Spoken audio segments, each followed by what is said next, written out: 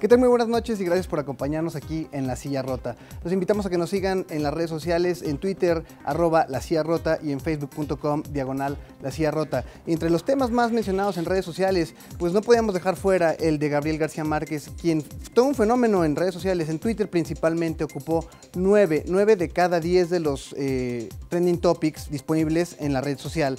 De esta manera se logró hacer como un récord en Twitter México. También uno de estos temas fue que tuvo 15 trending topics a lo largo del día relacionados con la muerte de Gabriel García Márquez. Se mencionaron los personajes, se mencionó Macondo, Gracias Gabo, Adiós Gabo, en fin, 15 trending topics de Gabriel García Márquez. Otro de los temas que nos sorprendió a los capitalinos es el del sismo, que nos sorprendió muy temprano el sábado por la mañana. Se ubicó otra vez el famoso Tenemos sismo de Marcelo Ebrard, y una de las cosas que fue de lo que más resaltó es un tuit que puso el exsecretario de Protección Civil, Elías Moreno Brizuela, mencionarlo que los protocolos de seguridad no fueron los que se debían seguir.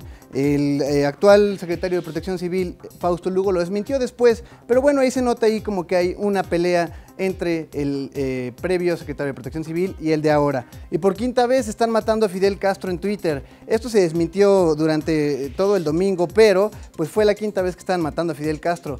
Ya estaban creyendo que también, como murió García Márquez, iba a morir Fidel Castro. Pero bueno, sigamos aquí ya en La Silla Rota. Ya iniciamos y está hoy con nosotros el doctor Miguel Carbonell, investigador de la UNAM y especialista en temas de transparencia, y estará platicando con el periodista Roberto Roch. No se vaya, que ya iniciamos La Silla Rota.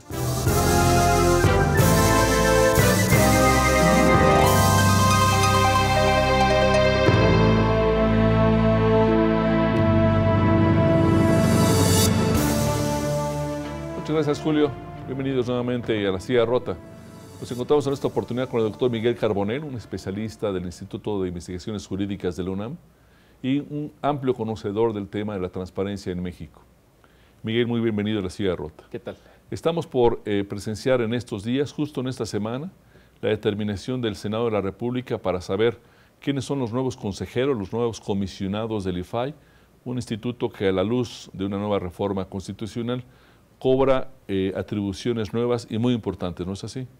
Así es, Roberto. En efecto, se reformó el artículo 6º para darle autonomía constitucional al IFAI. Anteriormente el IFAI regulaba solamente al Poder Ejecutivo Federal.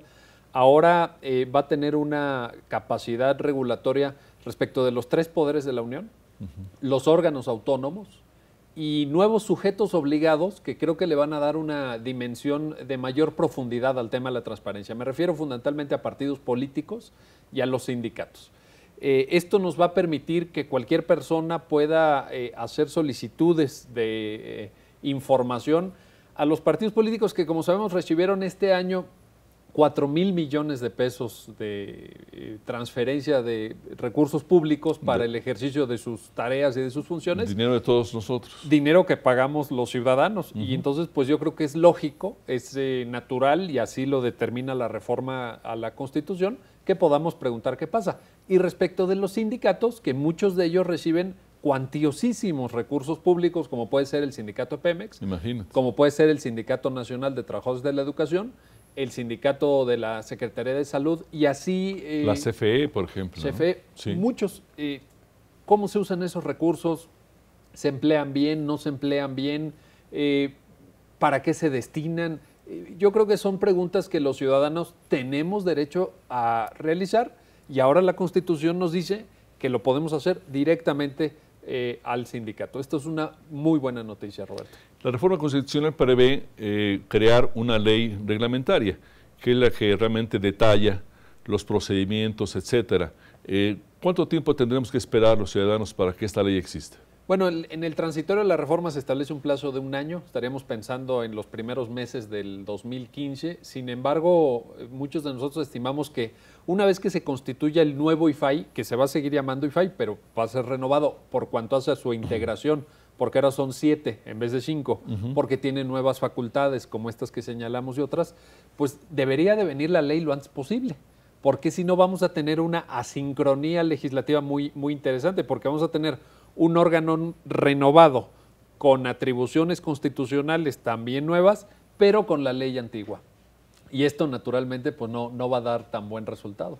Se trata sin duda de entender que un derecho relativamente nuevo, digamos, que prevé, que protege la ley, que nos permite a los ciudadanos tener información de lo que hace ahora no solamente el gobierno, sino una serie de instancias adicionales que durante los últimos años vinieron constituyendo como una especie de espacios oscuros, opacos. ¿No? Estoy pensando mucho, Miguel, en el Congreso, en las dos cámaras del Congreso Federal y seguramente en todos los congresos estatales, que parecían esforzarse para ocultar información. ¿Cuál es el estatus que ves tú en este ámbito? Bueno, es una gran área de oportunidad del nuevo IFAI, porque efectivamente en el Congreso hemos dado una batalla desde hace varios años, Roberto, en un tema particular que sinceramente, te confieso que no hemos avanzado demasiado, que es los recursos que se van a los grupos parlamentarios.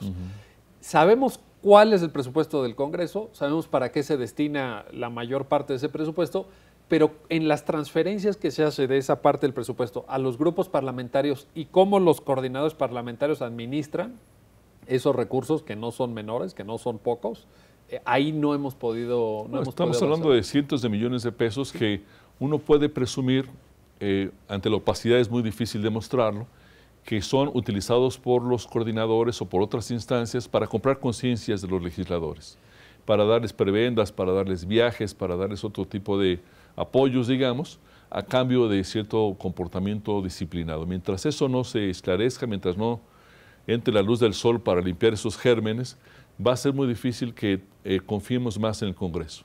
Sin duda, y los niveles de confianza del Congreso pues están por los suelos. Todas las encuestas de confianza institucional, cuando salimos a la calle y le preguntamos a los ciudadanos en qué instituciones confían más y en cuáles menos, siempre salen hasta abajo 3. Son las 3 que menor confianza suscitan. La policía, los diputados y senadores y los partidos políticos, que son engranajes básicos en el sistema democrático. Entonces, yo creo que ahora, insisto, hay un área de oportunidad para que todo eso sea aclarado. Otro ejemplo, el Poder Judicial Federal. El Consejo de la Judicatura Federal, que administra a nuestros jueces federales, tiene un presupuesto de 35,000 millones de pesos anuales. Es una cifra pues no menor. Ahora el IFAI va a regular también todo lo relativo a la información del Consejo. En resumidas cuentas, los ciudadanos podríamos decir, venga la información. Déjame hacer un receso para seguir. Seguimos con ustedes aquí en La Silla Rota. Muchas gracias.